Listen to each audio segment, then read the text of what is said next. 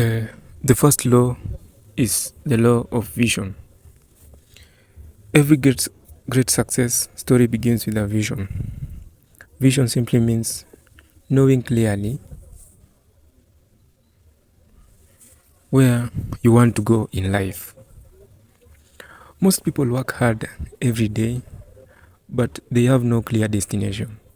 They wake up, go to work, pay bills, and repeat the same cycle for years.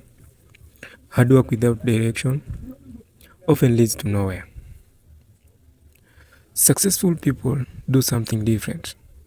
They define exactly what they want, they decide the kind of life they want to live, the income they want to earn, and the impact they want to create.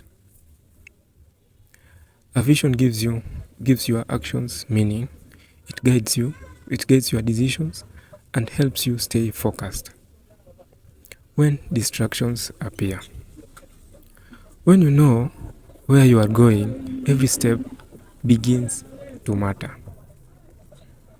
If you want success, start by asking yourself a simple question: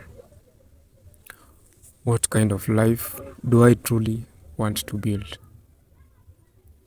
Because success begins the moment your vision becomes clear.